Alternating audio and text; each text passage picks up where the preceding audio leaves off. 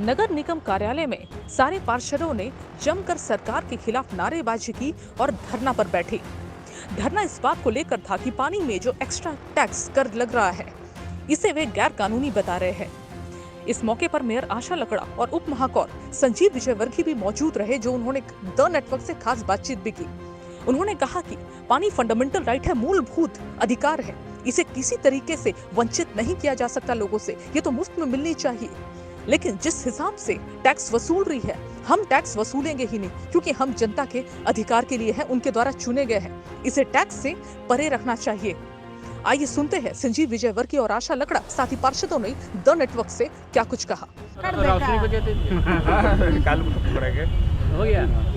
चलिए बोलिए क्या है नगर निगम सिर्फ नाम का ही अब नगर निगम रह चुका है, ये कहेंगे डिसीजन मेकिंग कुछ नहीं है इसका। सबसे बड़ी बात है कि हम सभी काउंसिल का मेंबर है, सभी जीत करके आते हैं और जब काउंसिल तय करता है तो शहर चलती है। बिना काउंसिल का कोई भी काम नहीं किया जाता है। आपने सुना अभी पूर्व में अपने डिप्टी मेयर ने कहा कि पिछले बोर्ड से पिछले 2 बोर्ड में हम लोगों ने 2 काउंसिल में जल कर वृद्धि को लेकर के सरकार से कोई नियमावली है, उस नियमावली को नगर निगम में कौन सा विषय को लाना है, कौन सा कंडिका को लाना है उस अधिसूचना के तहत, लेकिन किसी तरह का कोई जानकारी नहीं दिया गया। अगले बैठक में लाने से पहले भी, जिसको मैंने स्वयं रोका था कि जल कर को हम वृद्धि होने नहीं देंगे, और सभी हमारे काउंसिल के सभी मेंबर को हमने पत्र भी लिखा और आपके अनुमति से ये बैठक में ये विषय को लाया जा रहा है। और बैठक में लाने के बाद इस विषय पर सभी ने पुरजोर तरीके से विरोध किया और जल कर वृद्धि को रोका गया, लेकिन जबरदस्ती सरकार ने थोपने का काम किया है। आज रांची की जनता को 1.5 गुना वृद्धि के साथ में जल कर देना पड़ रहा है। जिस तरह से मैं आपको बता दूं कि पहले 6 रुपया निर्धारित था जल कर, अब वो एक प्रति किलो लीटर अगर देखा जाए तो 5000 से अधिक अगर जल का उपयोग किया है तो कम से कम उनको 1.5 गुना यानी कि 9 रुपये का भुगतान करना पड़ेगा। और जो 50,000 से ऊपर अगर जल खर्च कर लेता है तो उनको 2 गुना अर्थात 11 रुपये प्रति किलो लीटर की दर से भुगतान करेंगे। और पूर्व में जब वाटर कनेक्शन का चार्ज लिया जाता था जो 500 रुपये थे, और अब वाटर कनेक्शन चार्ज न्यूनतम दर अगर देखा जाए तो 14 गुना अर्थात 7,000 रुपया लिया जा रहा है। अधिकतम अगर देखा जाए तो 42,000 रुपये का भुगतान किया जा रहा है। आज सब यहाँ धरना कर रहे हैं। कल पूरे शहर के तमाम आम जनता के साथ में महाधरना का आयोजन राजभवन के समक्ष है और वहाँ हम सब बैठने वाले हैं। तो कहीं ना कहीं रांची की जनता आक्रोशित है और इस तरह का जल कर, यानी आपको बता दें आने वाला समय में कोई भी प्रतिष्ठान होगा या व्यवसायिक व्यक्ति होंगे तो उनको प्रति स्क्वायर फीट 26 रुपया देना पड़ेगा, यानी कि रांची की जनता को मारने का काम कर रही है राज्य सरकार। तो इसके खिलाफ में हम लोग कल 1 दिवसीय धरना का आयोजन राजभवन के समक्ष है। आप सभी फिरोज है इस पर क्या कुछ कहेंगे आप? देखिए, लगता है कि पार्टी पॉलिटिक्स में ये नगर निगम पूरी तरीके से पिस रही है। नहीं, नगर निगम के कोई काम को हैम्पर करने के लिए मुझे नहीं लगता है कि ये प्रयास हो रहा है। पिछले कई दिनों से अगर आप देखेंगे तो जनता के हित में जो काम होने चाहिए वो नहीं हो रहे हैं, और जो जनता का हित होता है वो काम हो रहा है। जैसे उदाहरण स्वरूप मैं बताऊंगा कि जल कर, अभी अचानक जल कर में एक ऐसी वृद्धि आई है जिसमें कोई नया कनेक्शन लेता है और जहां नई पाइपलाइन नहीं बिछी है वहां 7,000 रुपया उसको कनेक्शन के लिए लेना पड़ेगा। दूसरा, 6,000 तक तो सरकार ने फ्री कर दिया पानी, लेकिन उसके बाद दर को 1.5 गुना कर दिया। अब आप 6,000 लीटर पानी, मुझे नहीं लगता है कि किसी सामान्य घर में 6 दिन से ज़्यादा चलेगा। तो 24 दिन आप 1.5 गुना कर रहे हैं और 6 दिन फ्री कर रहे हैं, तो आप कैलकुलेशन देखेंगे तो कहीं ना कहीं आम आदमी इसमें पिसेगा। दूसरा, एक बहुत बड़ा समस्या रांची शहर में आपने देखा होगा, इन्फोर्समेंट शहर की स्थिति को ठीक करने के लिए की गई थी, लेकिन आज के दिन जो स्थिति है उसमें इन्फोर्समेंट जहाँ तहाँ लोगों को का दोहन करने में लगी हुई। मैं 3 दिन से परेशान हूँ। लोग लगातार फ़ोन कर रहे हैं कि कहीं 25,000 का फाइन लग रहा है, कहीं 10,000 का फाइन लग रहा है। आज भी मैंने अखबार में देखा आर्या होटल में 25,000 का एक स्लिप चिपका दिया गया। तो कहीं ना कहीं आम लोग त्रस्त हो गए इन्फोर्समेंट से। दूसरी बात, आपने परसों के एक न्यूज़ में देखा होगा कि बैंक्वेट हॉल के लाइसेंस जिनके नहीं हैं वहाँ किसी भी तरह की शादी ब्याह का नहीं रखा जाए आयोजन, नहीं तो हॉल को सील करने की बात कही गई और ये भी बात कहा गया कि अगर हॉल सील नहीं करें आम लोग भी इसमें जिम्मेवार होंगे अगर कोई अनिबंधित बैंक्वेट हॉल में शादी का आयोजन करते हैं। अब आप सोचिए, जहां निबंधन नक्शा से ही होना है, पिछले 5 वर्षों से लोग परेशान हैं। मैं भी मुख्य सचिव और नगर विकास सचिव से मिलके आग्रह किया कि निबंधन प्रक्रिया को सरल करके ऐसा किया जाए जिससे कि आम लोग निबंधन करवा सके। अब निबंधन करेंगे नहीं और जो निबंधन बिना है उसको बंद कराएंगे, शादी नहीं होने देंगे। तो हम रांची की जनता के द्वारा चुने हुए प्रतिनिधि यहाँ बैठे हुए हैं। रांची की जनता क्या चाहती है हमसे चाहती है सरल रूप से सही रूप से शहर चले, लेकिन अब जो व्यवधान आ रहे हैं उसमें मुझे लगता है कि कहीं ना कहीं शहर को अनियंत्रित करना, भड़काना और लोगों को परेशान करना एक मकसद हो गया, जिसका विरोध में आज मुझे उम्मीद है सभी पार्षद यहाँ बैठे हुए हैं और एकमात्र मकसद यही है कि जनता की बातों को सुने। सर, जैसे कि बोर्ड के बैठक में हम लोगों के पिछले बोर्ड बैठक में ही पास हो चुकी थी कि जनवृत्ति ये जो जल का कर है उसका वृद्धि नहीं किया जाना है, लेकिन उसके बावजूद सरकार इसका जल का वृद्धि कर रही है, मतलब जो कर है उसका, इसलिए अब हम लोग ताकि जो लोग कोरोना में अभी तो ऐसे कोरोना को लेकर मार झेले हैं और अभी पानी का लेकर के फिर उसका तो ये जो वृद्धि हुआ है, ये जो लागू किया गया, क्या ये मेयर से ये डिस्कशन नहीं हुआ ऐसा कुछ? नहीं, अभी तो बोर्ड बैठक हुआ नहीं है, अभी तो बोर्ड बैठक होगा, उसी के लिए हम लोग धरने में बैठे हैं ताकि उस पर हम फिर से चर्चा करें। ऐसा सुनने में आता है कि जो IAS ऑफिसर ये सब होती है लागू कर देते हैं, ये दोनों में कॉपरेशन नहीं है मेयर और इन दोनों में, ये बात सच है? आप लोगों से उतना नहीं सलामत कर दिया जाता? हाँ, ये तो अभी है, इस तरह की बात हो रही है, थोड़े से तो है, तालमेल नहीं हो पा रहे हैं, लेकिन वो जल्दी ही ठीक हो जाएगी, अब सब कुछ ठीक हो जाएगा। आपको लग रहा है कि स्टेट गवर्नमेंट सौतेला में रहा नगर निगम के साथ? हाँ, ये तो है। तब आप क्या कुछ कहना चाहेंगे? वैसे कहाँ की पार्षद है मैम? वार्ड नंबर जी, आप कहाँ की पार्षद है मैम? वार्ड नंबर 22 की। क्या कुछ कहना चाहेंगे इस बारे में आप?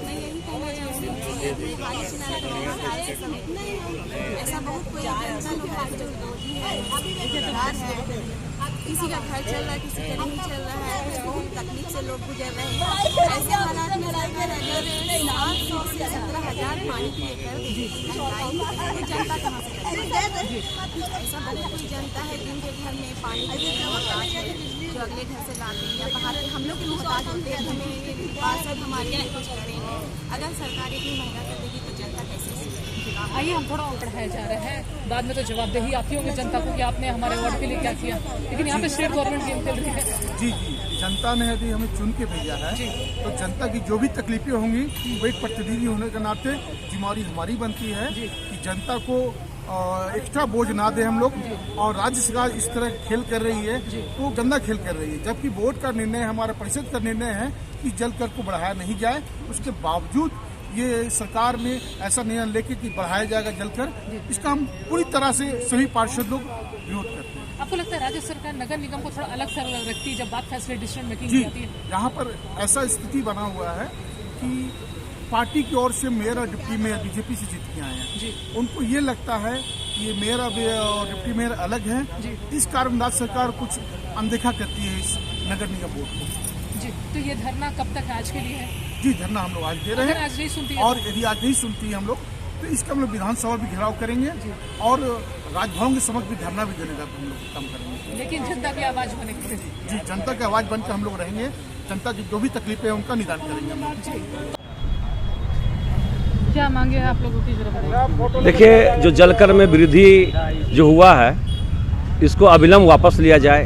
कोई भी सरकार होता है वो जनता का सरकार होता है, जनता के हित को देखता है, पर ये सरकार कहीं जनता को नहीं देख रहा। कोरोना काल में लोग, कोई भी सरकार हो, चाहे किसी भी माने स्टेट का गवर्नमेंट हो, जनता को हित के, जनता के माने हित में काम किया हो, जनता को राहत देने का काम किया।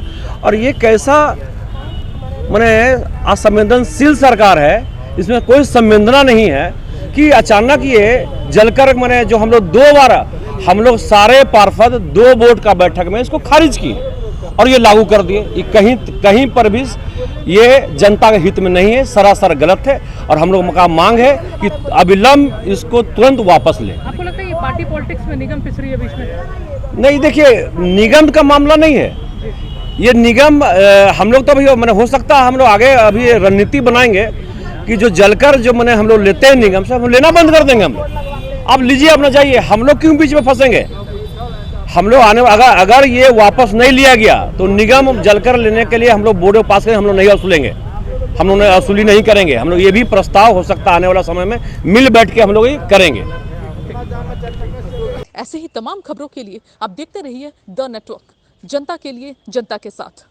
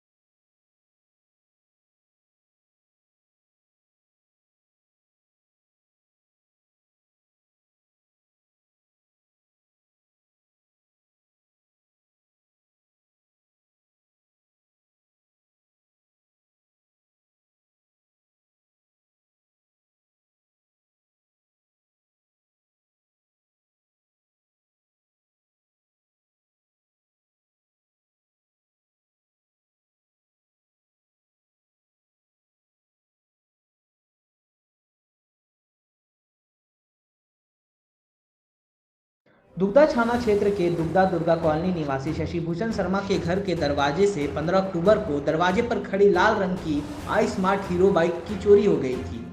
इस मामले का उद्भेदन कर लिया गया है। दुग्धा थाना प्रभारी राजेश रंजन ने प्रेस वार्ता कर मामले की जानकारी दी। उक्त कांड में पुलिस के विरय पदाधिकारी का सहयोग से दूंदी बाजार बोकारो सेक्टर 6 व सेक्टर 9 से मृत्युंजय कुमार, निमेश कुमार, तरुण कुमार हरि को गिरफ्तार कर दुग्धा थाना लाया गया। उनके पास से बाइक चोरी में इस्तेमाल किए गए बिना नंबर का एक स्कूटी व 3 मास्टर चाबी को भी बरामद किया गया। विगत 15 अक्टूबर को आई स्मार्ट हीरो बाइक की चोरी करते समय चोरों को शशिभूषण के घर में लगे सीसीटीवी कैमरा में देखा गया, जिसके बाद कैमरा की फुटेज को वायरल किया गया और पुलिस ने चोरों को पकड़ने के लिए छापामारी शुरू कर दी, जिसके डर से चोरों ने उक्त बाइक को चास मुसफिल थाना के क्षेत्र में छोड़कर झारखंड से बाहर भाग गए। तभी से थाना प्रभारी राजेश रंजन अपने विरय पदाधिकारी के सहयोग से तकनीकी सहायता और मोबाइल लोकेशन ट्रेस कर चोरों की तलाश कर रही थी। छठ पूजा के दौरान जब बाइक चोर बोकारो लौट आए तो दुग्धा पुलिस गुप्त रूप से मोबाइल लोकेशन के आधार पर चोरों तक पहुंचे और तीनों को धर दबोचा। बोकारो से द नेटवर्क के लिए चूरामन ठाकुर की रिपोर्ट। मामला दिनांक 15/10/2021 को शशिभूषण शर्मा के घर से एक मोटरसाइकिल की चोरी हुई थी, जिसके बाद लगातार दुग्धा पुलिस तकनीकी शाखा का मदद से और गुप्तचरों के माध्यम से चोरों के पीछे लगी हुई थी। कुछ दिनों के पश्चात इन लोगों का हम लोगों ने वेरिफिकेशन कर लिया था, पर ये लोग भुवनेश्वर और गया की ओर भागे हुए थे, पर हम लोग लगातार इस पर नज़र बनाए हुए रहते। छठ के पूजा के दौरान ये लोग वापस बोकारो आए, जिसके पश्चात इस कांड में सम्मिलित 3 लोगों को गिरफ्तार किया गया, साथ ही मास्टर की और कांड में प्रयुक्त mobile phone, 2 mobile phone, 3 master की, 1 स्कूटी बरामद किया गया है और अभी तक कार्रवाई की जा रही है।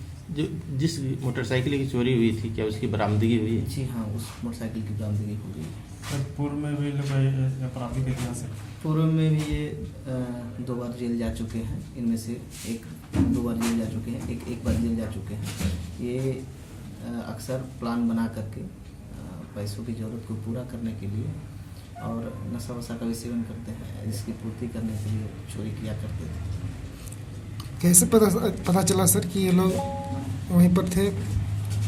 तकनीकी शाखा की मदद से हम लोगों ने वहाँ का कॉल डाउन लिया था और सीसीटीवी फुटेज से भी हमें ज्ञात हुआ था कि ये सम्मिलित है।